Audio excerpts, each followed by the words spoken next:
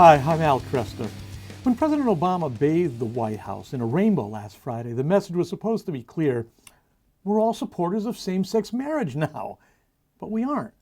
Polls indicate that it's about 64 and 40 against. Now, in the past, when America's had a bruising social conflict, the president in the White House would then serve as the place where everybody could come home. It's the national home. It's where the president could stand above all the partisan divides and be a source of healing and unity. And the president would say, come back together now. Remember, we're all Americans here. Let's rebuild the ties that bind. Well, this time the message was different. It was not, we're all Americans now, but the Supreme Court has spoken and we are all now members of the Rainbow Coalition and supporters of a same-sex America. But as I said, we're not together on this. President Obama and his gay marriage allies know that. They didn't show grace or humility in victory or help the divided sides reconcile and bring us back together to a state of peaceful coexistence because the victors this time around don't want peaceful coexistence. They want uniformity of opinion. They aren't rebuilding with the citizens of the past. They are rebranding with the citizens of the future. The citizens who oppose homosexual marriage are to be considered irrational bigots. They have no rational basis for their dissent.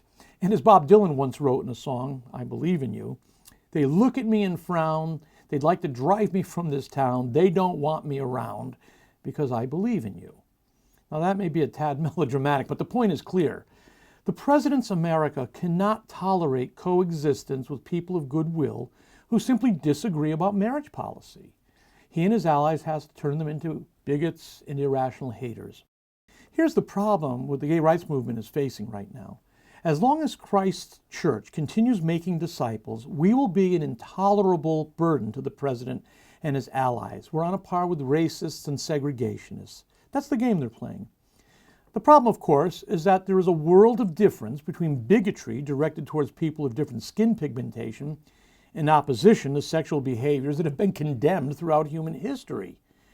As one of the dissenting justices wrote, the court invalidates the marriage laws of more than half the states and orders the transformation of a social institution that has formed the basis of human society for millennia, for the Kalahari Bushmen and the Han Chinese and the Carthaginians and the Aztecs. And for retaining that definition of marriage that has sustained every culture throughout human history, we're now called divisive, irrational, and bigoted. So the next step is to undermine the moral authority of Christianity and the church, or to impede our ability to carry out our disciple-making mission. The secular progressives want us to be as despised as Southern racists.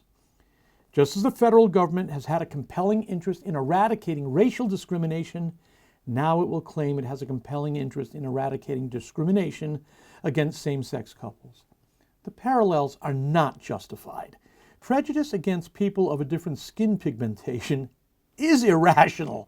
It's only skin deep. It has no moral significance at all. Opposition to same-sex marriage is not just skin deep. It goes to the core of who we are as human beings, our definition of marriage, our concepts of motherhood and fatherhood, what the role of children is. It is laden with moral significance. However, they will go after the tax-exempt status of religious organizations. Not necessarily churches per se, but church-related organizations like radio stations, universities, newspapers, soup kitchens, schools, hospitals. They did this on the race issue. Bob Jones University lost its tax-exempt status back in 1983. Now, Bob Jones University was the Harvard of Protestant fundamentalism. They had fought long against the caricature of the fundamentalist. You know, a fundamentalist is he who has no fun, is all damn, and possesses no mental. Bob Jones fought against that, and they had a stunning collection of art. They trained Shakespearean actors. But in the 1970s, it came to the attention of the IRS that Bob Jones University, a tax-exempt religious institution, forbade, for some weird theological reason, interracial dating. Well, the IRS jumped on it. Bob Jones University claimed it had religious liberty. It was sincerely held religious belief.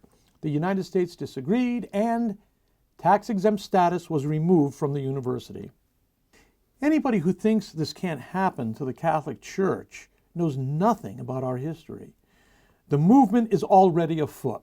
A guest column in Time magazine this week has already called for abolition of tax exemption, and the ACLU, gay rights groups, and atheist groups are now calling for the abolition of the Religious Freedom Restoration Act.